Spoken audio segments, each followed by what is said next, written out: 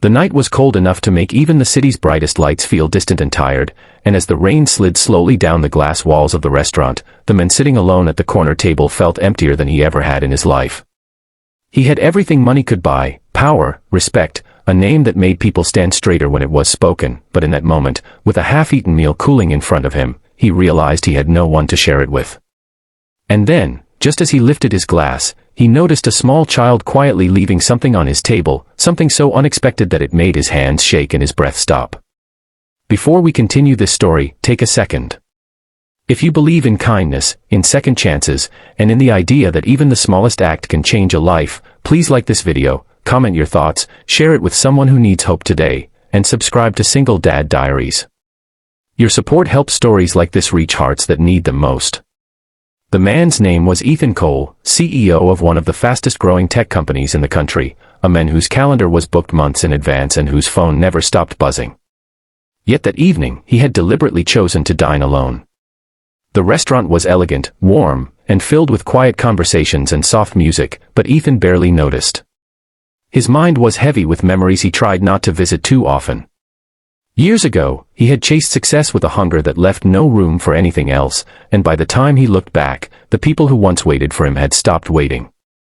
His marriage had dissolved into polite paperwork, his friends had faded into occasional holiday messages, and his spacious penthouse felt more like a museum than a home. Loneliness had become his most loyal companion. As he sat there, his eyes drifted toward the window, where the rain blurred the city into streaks of light. That's when he noticed them outside. A woman wrapped in a worn coat, a man with tired eyes and slumped shoulders, and between them, a small child holding their hands. They stood under the awning, hesitating, clearly debating whether to step inside. The child's shoes were too thin for the weather, and the woman kept rubbing her arms as if trying to generate warmth from nothing. Ethan looked away at first, telling himself it wasn't his problem. He had seen scenes like this countless times on the way to meetings or from the back seat of black cars. But something about the way the child looked at the glowing restaurant window, eyes full of wonder and hunger, wouldn't let him ignore them.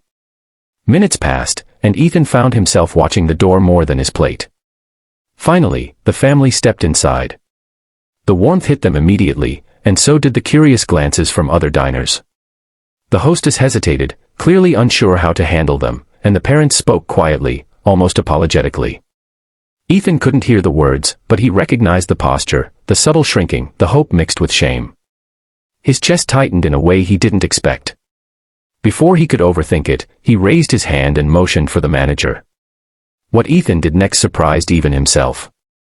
He asked the manager to seat the family and to put their meal on his bill, no questions asked.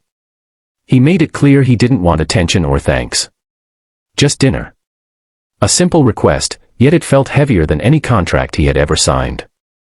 As the family was guided to a table a few rows away, Ethan felt an odd mixture of relief and discomfort.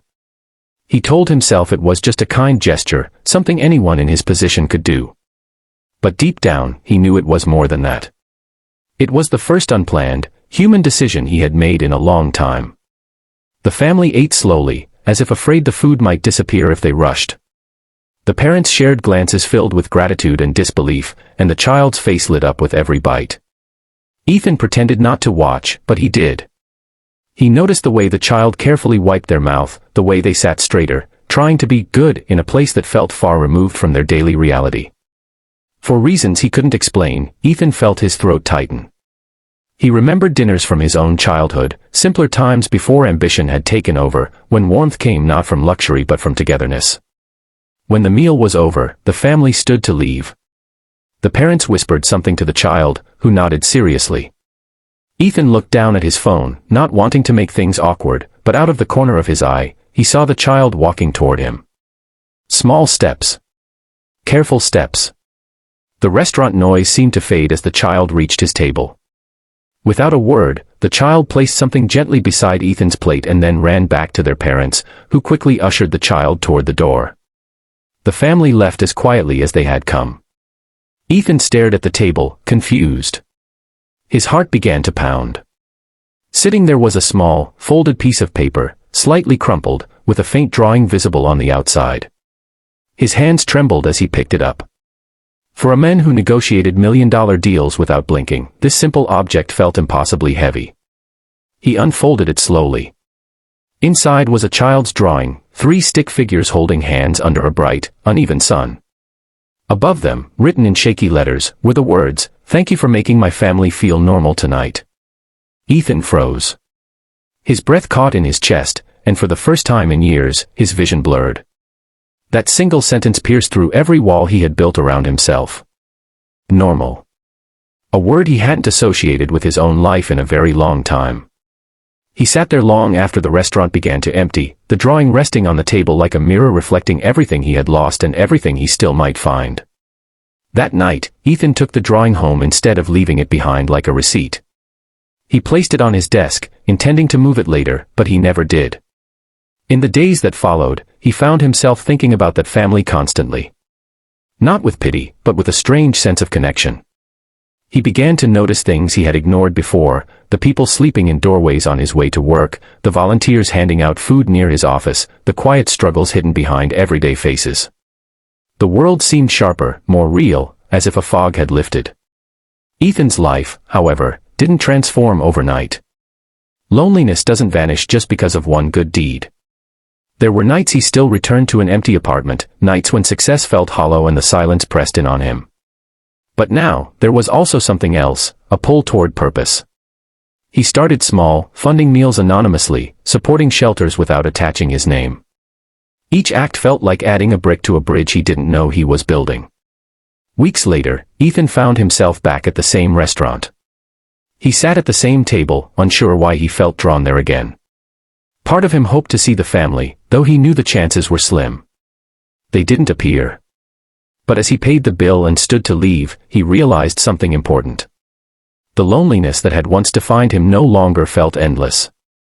It had been cracked open, just enough to let light in. The true challenge Ethan faced wasn't wealth or power, it was learning how to be present, how to care without control, how to open his heart in a world that had taught him to protect it at all costs. The child's drawing became a quiet reminder that kindness doesn't require grand gestures, only sincerity. And that sometimes, the smallest thank you can echo louder than applause. Months passed, and Ethan's company continued to thrive, but so did something else. He began volunteering his time, not just his money.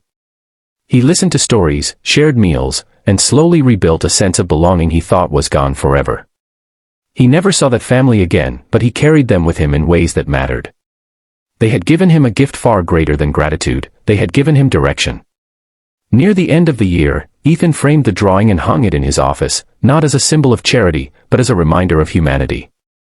Visitors often asked about it, and Ethan would simply smile and say it was the most important business lesson he had ever learned. That success means nothing if it doesn't touch lives, and that loneliness can be softened by compassion. As this story comes to a close, take a moment to sit with it. If this journey moved you, if it made you reflect on your own capacity for kindness or reminded you that small actions matter more than we think, please like this video, share it with someone who needs encouragement, comment your thoughts, and subscribe to Single Dad Diaries. Your engagement helps keep these stories alive. And before you go, we have one special request. Please comment below and write one line about a small act of kindness that changed you or someone you know. Your words might be exactly what another viewer needs to read today.